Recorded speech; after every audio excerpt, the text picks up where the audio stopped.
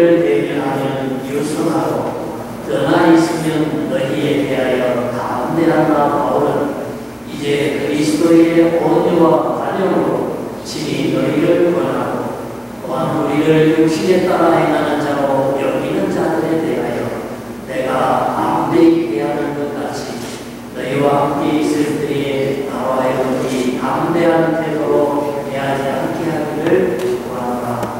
아멘. 자신의 그 성품을 그렇게 소개합니다.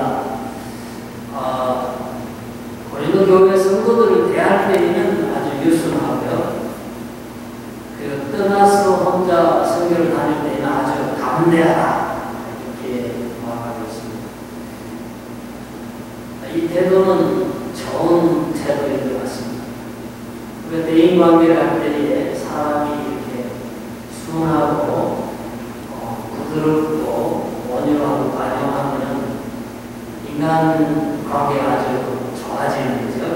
또 함께 얼굴 마주보는 대화하고 같이 일하는 사람들이 편안함을 느낄 수가 있습니다. 그렇지만 또 혼자서 일할 때에는 강하고 담대해가지고 요양하지 않고 우울하지 않고 외롭지 않고 어려운 일에 강하니까 혼자 있어도 잘 대처할 수 있는 이러한 성품을 가지고 있다 이렇게 보고 있습니다. 근데 이게 이제 거꾸로 되면 곤란한 거죠. 또 혼자 있을 때는 유하고 약하고 다른 사람하고 있을 때는 강해가지고 충돌이 발생하면 안 되는 거죠. 예수님께서 언젠가 그런 말씀을 주셨습니다.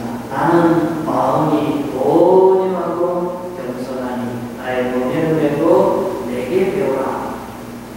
그래서 우리는 사도 바울이 가졌고 예수님께서 권면하셨던 이 사람들과 더불어서 온유하고 관용하게 부드럽게 대할 수 있는 그런 우리가 혼자 있을 때에는 그만 약하지 않는 이러한 모습이 참 우리가 닮아야 할 모습이 아닌가 이렇게 생각합니다. 사람들이 나이가 들면 이제 순해지잖아요. 이렇게 저희 같은 화내리고 그럴 수도 있겠지. 이해하는 폭이 생겨나고요.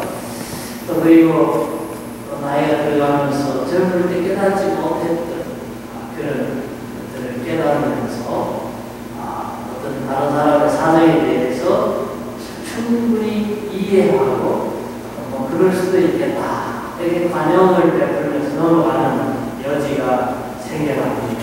이런 것들이 다 그리스도의 온유와 관용을 따라서 그렇게 되게 하나님께서 기뻐하시는 아름다운 모습이 아닐까 생각합니다. 그리고 왜 사도 바울은 고린도 교회에 대해서 왜 갑자기 온유라든지 유순이라든지 이런 얘기를 사용하면서 너희를 만났을 때에는 담대하지 않도록 하라. 그렇게 말을 했을까요? 그 이유가 있습니다. 뭐냐면은 프로 글씨를 보면 이제 우리 힌트를 알 수가 있는데 한번 읽어보겠습니다. 그의 편지들은 시작. 그의 편지들은 무게가 있고 힘이 있으나 그가 몸으로 대할 때는 약하고 그 말도 시원하지 않다 하니. 근데 고린도 교인들 중에서 사도 바울에 대해서 그렇게 얘기를 했는 것 같아요. 바울이 말을 잘 못한다. 그 말을 들으면 논리도 없고 말이 힘이 없다. 근데 편지글 쓰는 거 보면은 아주 논리가 있고 글에 힘이 있는데 이 말을 들으면 내가 안 된다. 쉽게 말하면 그저 편지는 잘 쓰는 것 같은데 글은 잘 쓰는 것 같은데 설교는 시원치 않아. 뭐 그렇게 얘기하는 사람들이 있었는 것 같고 그 얘기가 사도 바울의 귀에 들려온 것 같아요. 그래서 사도 바울이 전에도 그런 안 좋은 얘기를 들었어요. 바울이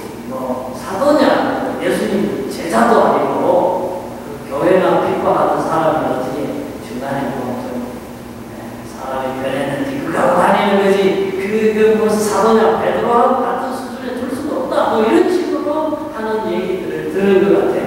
근데 바울 입장에서는 섭섭한 얘기. 왜냐하면 뭐 다른 데는 몰라도 그래도 고린도 교회는 자기가 전도해서 그 세운 교회인데 개척해서 설립한 교회인데 그 교회 교인들이 잠깐 선교지에 떠나가지고 있다고 해서 그렇게 자기를 욕하고 사도도 아니라 그러고 말이죠.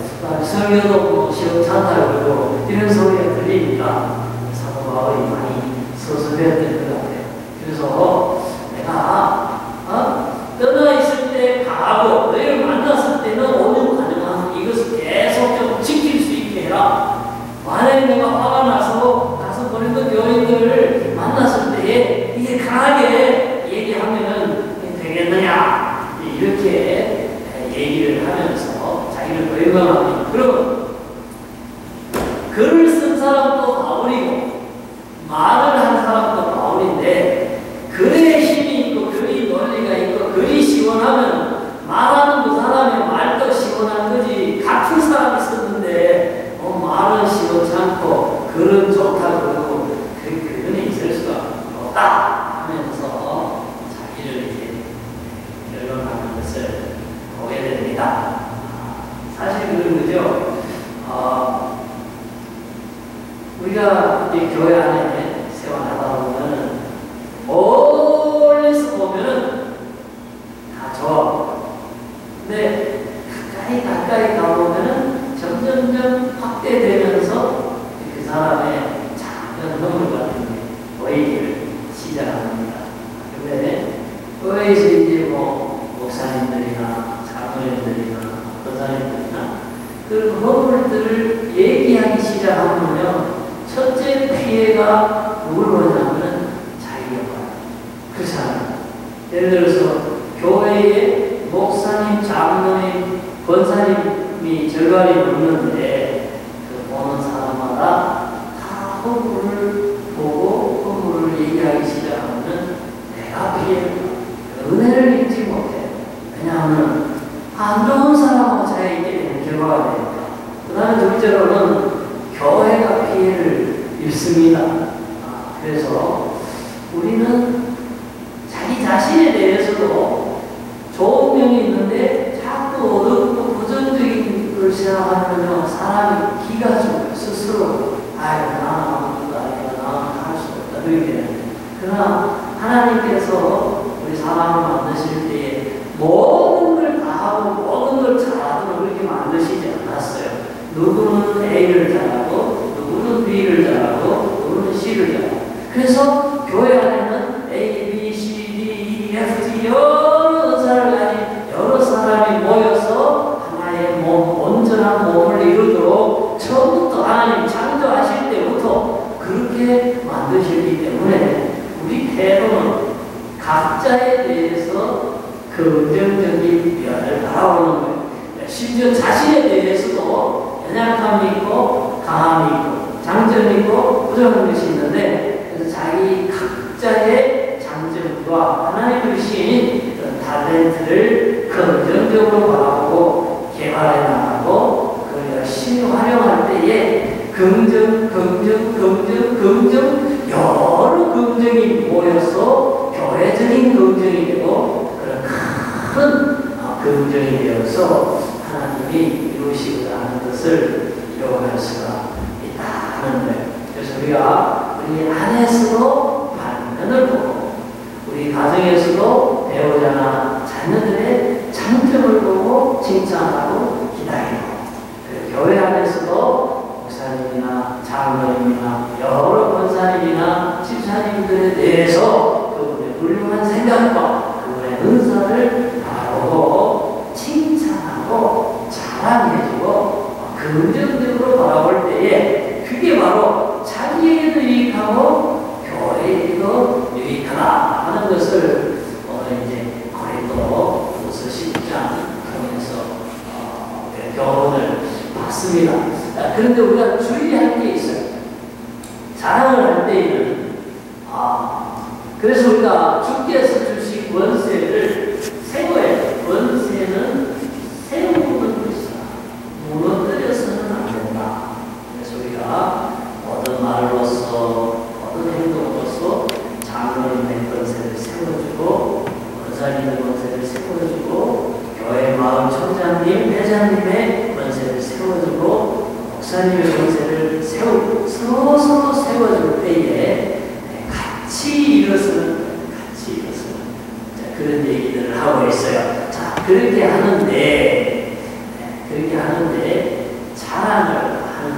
자랑을 해도 주 안에서 자랑을 해야 된다. 이게 굉장히 중요한 거예요. 왜냐하면 이게 자기 자랑이 되고 자기 잘난 체하고 그래서 누구를 이렇게 상처 주고 하면은 그러한 자랑은 교회 안에 의미가 없습니다. 그래서 우리는 자랑하는 자는 주 안에서 자랑할지니라. 그래서 저 푸른 글씨 한번 읽어보실까요? 시작. 옳다 인정함을 받는 자는 자기를 칭찬하는 자가 아니요 오직 주께서 칭찬하시는 자니라. 저는 이제 계속 우리가 마음을 두고 있어야 돼요. 왜냐하면은 이제 사람들이 좋은 일이 있으면 자랑하고 싶어져요. 그게 사람의 본능인 것 같아요. 약점을 감추고 장점을 드러내고 싶은 건데, 근데 그 장점이 아니고 이거는 이제 자랑, 여기서 말하는 자랑은 잘난 체 하는 거예요. 내가 당신들보다 이전에 있어서 우월하다 하는 그러한 의도에서 얘기하는 거예요. 근데 그냥 감사해서 하는 얘기도 교회에 있어서 조심을 해야 돼요. 예를 들어서 이 집에는 지금 공부를 못해가지고 대학에 가지도 못했어요. 근데 이 집 손자는 공부를 잘해가지고 지금 장학금도 받고 아주 그 장학금이 있어요. 근데 이제 권사님들이 앉아가지고 아이고 우리 손자가 공부를 잘해가 어느 학교에 가고 이 산도 밥도 뭐 이렇게 자랑하면 본인은 감사한 게 될 수 있는데 지금 손자가 지금 대학교 떨어져가지고 학교도 못 가고 지금 그것 때문에 지금 머리가 아픈데 그 사람이 들을 때에는 그게 자기 자랑으로 들릴 수가 있잖아. 그러니까 우리가 이제 그런 것들도 듣는 사람 입장까지도 헤아려가지고 그래가지고 예의를 하는. 그래서 자랑하는 자가 주 안에서 자랑을 하고 분수 이상의 자랑을 해서는 안 되고. 그래서 우리가 음식할 때에 감막 주는 것이 참 조심스럽게 얘기를 하는데, 그래서 나의 감사나 나의 자랑이 상대에게 격려하고 상대에게도 기쁨이 될 수 있도록 교회 안에서 그것까지도 조심해서 우리가 얘기를, 자기 얘기는 그렇게 해야 되는 거고요. 근데 다른 사람 얘기는요, 칭찬을 많이 해주는 게 좋아요. 왜냐하면 참 특히 이제 교회는 그래요. 교회에는 대부분 봉사를 하고 하나님 바라보고 그날에 상급을 바라보고 오늘 여러 가지 어려운 일들을 무릅쓰고 시간을 내고 여기서 물질을 드리고 애쓰고 땀 흘리고 그런 사람들이 모인 데가 교회잖아요. 여기서는 할 수 있으면 칭찬을 많이 해줘요. 그래서 그 자랑을 하려면 그분들 자랑을 해주는 거예요. 그래서 제가요, 저희 바깥에 나가요. 누가 우리 교회에 대해서 물어요. 갈릴리 교회 장로님들 어떠세요? 네, 우리 장로님들요, 조금씩. 지금 10몇 년 동안 우리 장로님들이 우리들이 일치가 돼서 만장일치로 오늘 가게 하고 그냥 마음으로 참 마음을 다해서 힘을 다해서 뜻을 다해서 일하는 분들. 저는 정말로 그렇게 생각합니다. 내가 그렇게 얘기를 합니다. 그러면 듣는 사람들이 갈릴리 교회가 다니가 참 훌륭하구나 그렇게 생각하잖아요. 또 물어요. 은퇴하신 장로님들은 우리 은퇴하신 장로님들 훌륭합니다. 네.